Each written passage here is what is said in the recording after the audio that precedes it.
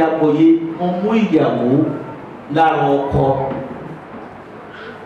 ṣẹ̀rí àwa ní bòòlù ti mú kí ló fà á torí pé Ọlọ́run dá àwọn àjìnáàsì Ọlọ́run dá àwọn àjìnáàsì ó dá àwọn oríṣiríṣi àwọn ẹ̀dá lóríṣiríṣi bó ti fẹ́ gbogbo aláwọ̀ tí Ọlọ́run dá màláíkà ó dá wọn láti inú màlẹ̀ Ọlọ́run dá àlìjànú láti inú iná Ọlọ́run dá Ádámù láti inú kéde ìpẹ́ wa min ayati an khalaqa lakum min anfusikum azwaja Ádámù ọkùnrin ni òun lọ́kọ Ọlọ́run á fẹ́ dá Háwà kò dá lẹ́dàá mi kò dá lẹ́dàá mi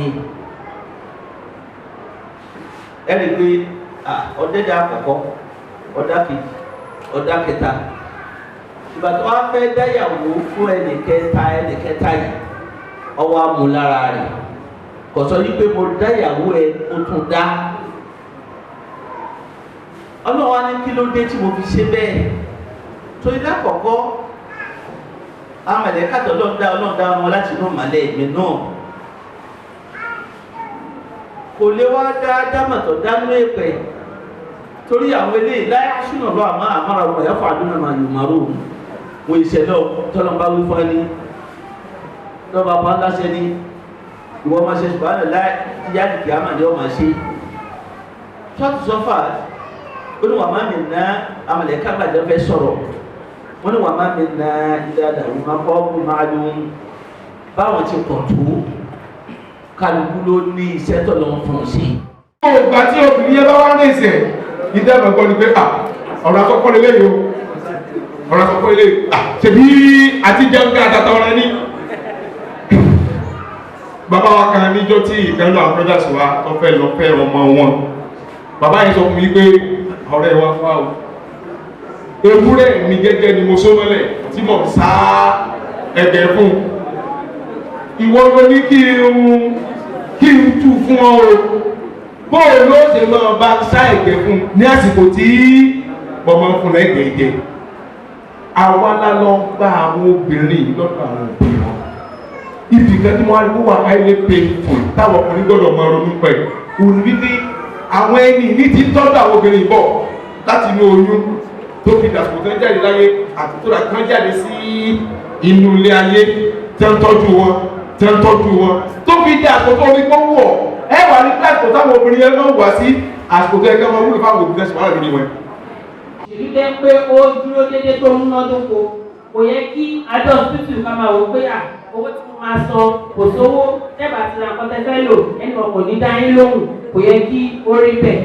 eléyìí ó jẹ́ pọ̀pọ̀lọpọ̀ máa kú ikú òjijì lóòótọ́ mùsùlùmí ni wá àmọ́ pé ewé kò ní jábọ́ lára tí ò bá ṣe kọ́ lọ́n bá mọ̀ sí àsìkò tó ní kálukú máa kú náà ni ó máa kú ṣùgbọ́n àwọn wàhálà tí a kó sí ó reduce life expectancy wa pàápàá jùlọ lọ́jà ọkùnrin nǹkan tá a rí wò yẹ sí ni pé wọ́n rí pé ọ̀pọ̀lọpọ̀ àwọn ọkùnrin àti jáde láyé wọn ó wà reduced the most of them tó máa ti wà at age 50 plus 1 2 3 wọ́n máa ti máa rí pé ó ti kú ó ti ní stroke ó ti ní this ó ti ní that nítorí pé wàhálà tí wọ́n ń ṣe ó pọ̀ bẹ́ẹ̀ náà làwọn obìnrin náà tiwọn náà ó pọ̀ gbé sókè díẹ̀ nítorí pé gbogbo ala ti kóra wa sí wàhálà a máa jẹ a máa mu afẹ́kọ́lé afẹ́ra mọ́tò afẹ́ṣẹ̀kọ́ tí ẹgbẹ́ ń ṣe tẹ́lẹ̀ jẹ́ kí ètò ìgbésí ayé àsìkò tí ẹ ká lò ní ayé wa ó jẹ́ kó reduce then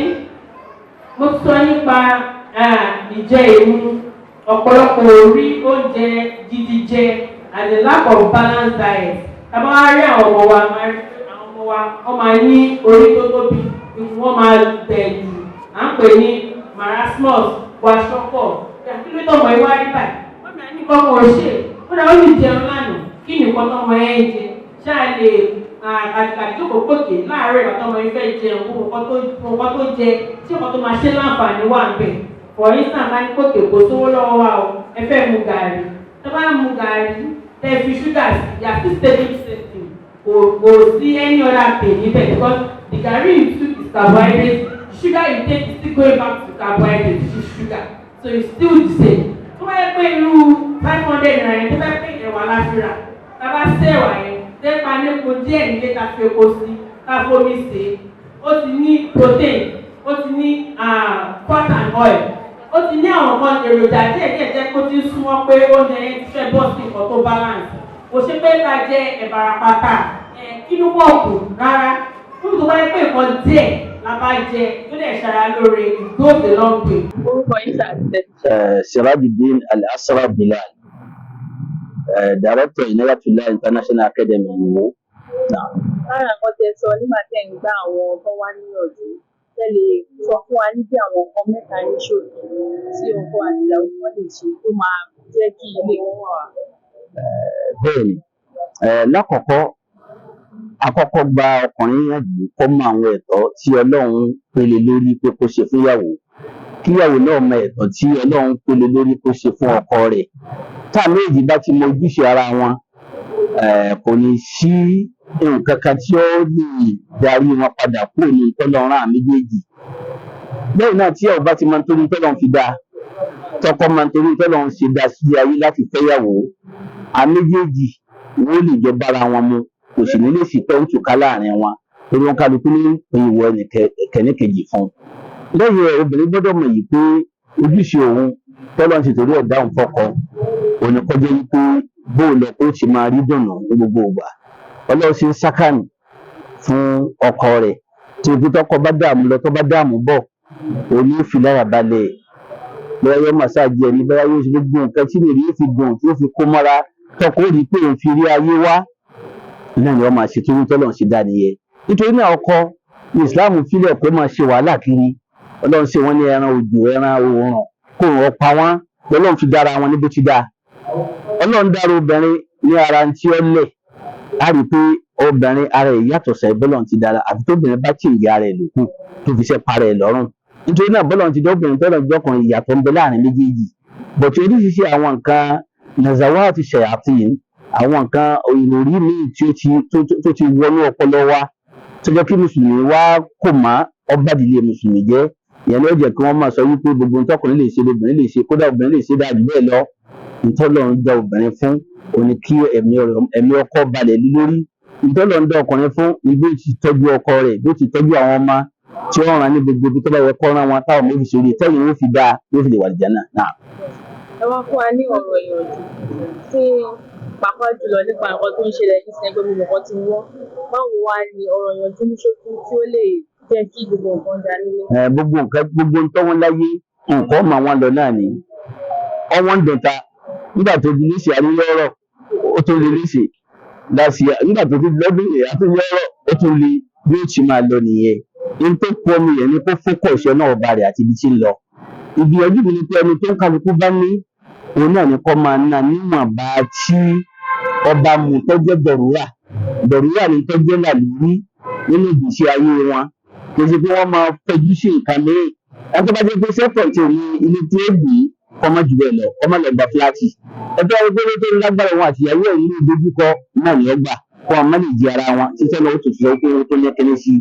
Láì jẹ́ bẹ́ẹ̀ kọjá pé níta lágbára àbí níta fókọ́ọ̀sì ibi tí agbára wọ ọ̀ka ni a máa sọ pé nǹkan wọn náà ni. Nítorí náà àwa ni ká má jẹ́ kí nǹkan wọn lọ́dọ̀ wa. Bí nǹkan bá wọn gbogbo àgbáyé tí nǹkan máa wọ̀ lọ́dọ̀ wa ni pé ẹni tí Ọlọ́run bá ṣe fún kálukú ó ní tẹ́lọ́rùn pẹ̀lú ẹ̀ nǹkan wọn lọ́dọ̀ nìyẹn. What are the things you've learned today? It is indeed overwhelming, awesome, and all-encompassing. From the invitation I got, I thought it is just to come around and talk about Islam and marriage. But when I came here and from the briefing I've had, from the lecture, I see that it is all-encompassing. Talks about everything that has to do with Nigerian contemporary society as it relates to marriage and family as a whole. Okay, what would you like to say to the organization? I want to, in fact, I will want to encourage that It should not be just for it's just a family thing. Anybody that is indeed going into a union, marital union, it's not just for married couples. Anybody that is going into a marital union should avail the opportunity to attend this kind of seminar and conference so that everything. Look at what is happening in contemporary Nigerian society now. It's all they've been talking about in the lecture, and I believe it is not just meant for the married couple. Anybody that wants to go into marriage should be given the opportunity to know what they should look forward to in marriage, not just what is happening to people that are into marriage. People who are intended that intend to go into marriage should have the opportunity to know what and what they will face when they get married, how to keep the family together, how to everything, all encompassing children, feeding, and everything. What are the things from this program? It talks about how the Muslim family can cope during this period, how we can manage ourselves as a married couple. For instance, the responsibility of the husband is responsible for feeding the family, then taking care of the the wife too should be able to cooperate with the husband and hear what is happening with other families, with our own family, so the family can work, and also pray to Allah. Those are needs. From your lecture today, can you share practical health tips that can help in managing home, given our economic situation? Yeah, part of what was said at the lecture by which we can manage our home, part of it is that we should know what food combination is the best food combination and at what rate, by which we're going to spend less and we're going to have the best of combination in terms of our intake.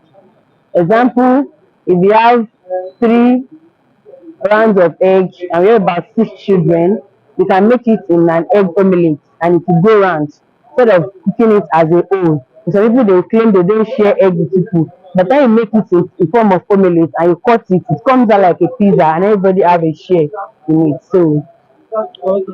So for the participants that have listened to you, what take home advice are you giving them? yeah, for the participants, I will tell them that we should learn how to manage our resources.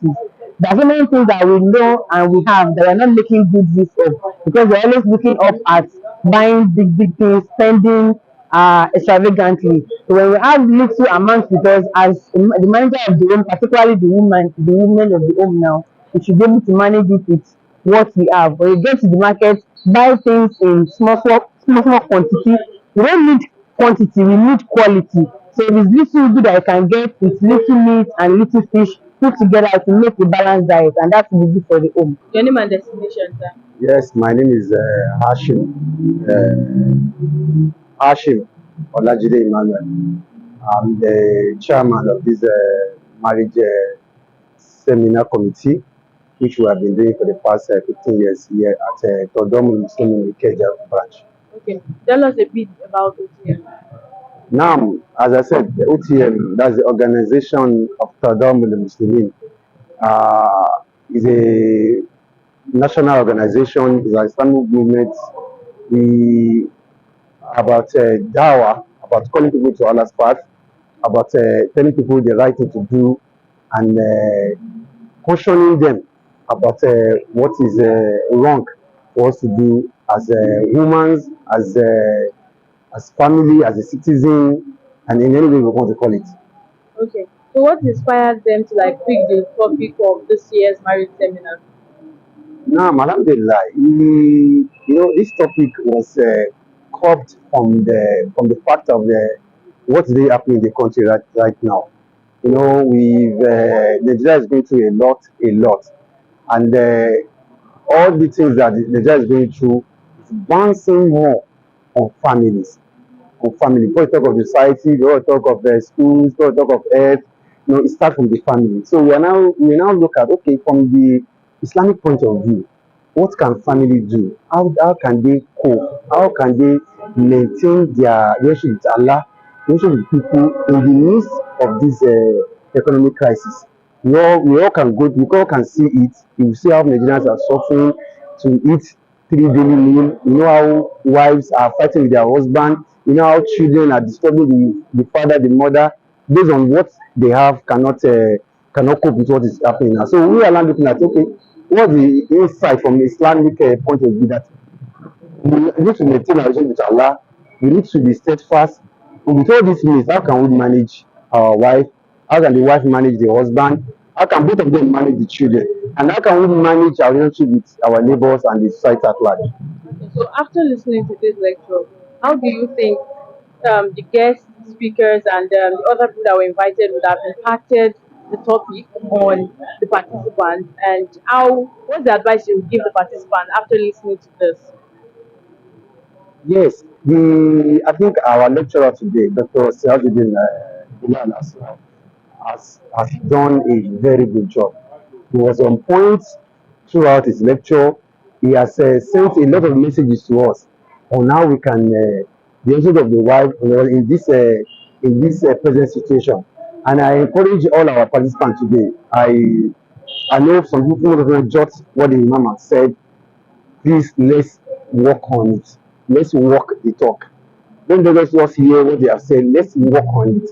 He has given us a lot of examples, a lot of practical examples on how we can cope, how the wife can manage with the husband, and how the husband can manage with the wife. And he says something that's very, very, very important, that faith, prayer, prayer. The first thing we always pray to God, because we are humans. We may feel bad, we may be sad. Our reaction to the situation can cause marital discord, can cause a lot of confusion in the family. So we want us to pray, and we want us to have patience with each other. You should, anything your husband gives you as a wife, take it, accept it, no matter how small it is. You work on it and pray that God has given you this small, will give you a larger one. The husband too, understand the situation. 10,000 cannot buy what everyone can buy in your house last year, cannot buy it now.